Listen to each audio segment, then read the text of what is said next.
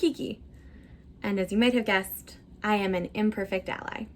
Now that I have released a couple videos on this channel, I think that the time has come for you to lip sync for your life! No, I'm only kidding. But the time has come for me to come out to you. I am a Christian. I love a red herring. Now, I don't mean to come out as a Christian to you to imply that Christians are in any way a marginalized group. Anyone who would claim that is probably not the same type of Christian as I am. But what I am trying to address is the kind of heartbreaking fact that my faith might surprise many of you based on the socio-political beliefs that I espouse. Now, to me, the connection between being a follower of Jesus and advocating for equality and empathy couldn't be clearer, but I know that my activism and political beliefs are at odds with many of my fellow Christians, whom I'd like to believe are a vocal minority, but I am not so sure these days. Throughout my life, I've often felt at odds with the church and organized religion, and have sometimes felt ashamed to call myself a Christian, and even avoided it in certain social situations. Which is such a bummer because the problem is not with Christ. And the issue that really created that separation for me was the church's historical treatment of the LGBTQIA+ community. Now, I would call myself a straight person, but I have always had a profound connection with the queer community. That may be due in large part to the fact that I was a dancer and a theater kid, and as such, had greater proximity to gay people than other suburban kids in the 90s. But you know how when you look back over the course of your life and the picture and the plan starts to become clearer? In doing that, I discovered that it wasn't just like being part of drama club that has connected me with the gay community. It has at times felt supernatural. I think in a way I'm meant to subvert people's opinions of Christianity who have been hurt by the church or other Christians. I have to admit that historically I've been most connected to the G of the LGBTQIA. I know, I'm the worst, but I promise I'm not a Becky. My history with the gay community began when I was 5 and first learned what gay people are, and subsequently really charmed a gay colleague of my mother with my penchant for show tunes and flashy outfits. I had more than one gay boyfriend in high school, but even later as I entered adulthood, most of my deepest connections and lasting friendships have been with gay men. I've had people joke that I am a gay man trapped in a straight woman's body, or that I have some kind of gay homing beacon. I've been called a fruit fly, or the other thing that I won't repeat. It rhymes with nag bag. And don't get me wrong, it's very fun to have a lot of gay friends. But I have to interject that to all the Beckys out there who are actively looking for a gay bestie so you could, I don't know, treat him like your mascot, like you're in a rom-com from the early aughts, you need to cut it out.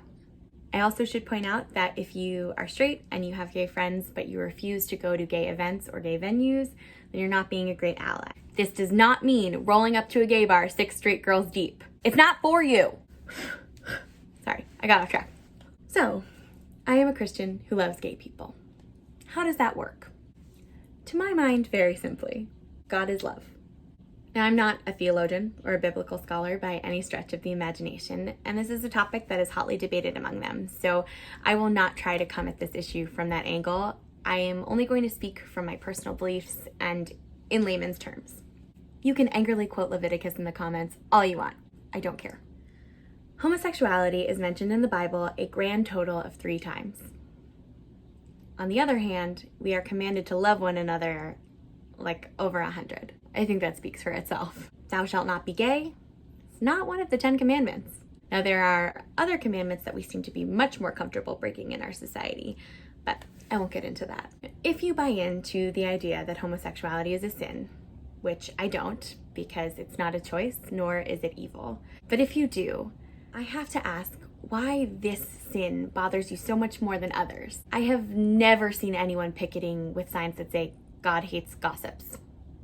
Again, if you think that being gay is a sin, the Bible states that all sin is equal in the eyes of God. So your fixation on one says a lot more about your personal discomfort with it than its inherent severity. And I know that I may offend or alienate a lot of Christians by asserting that I don't believe homosexuality is a sin.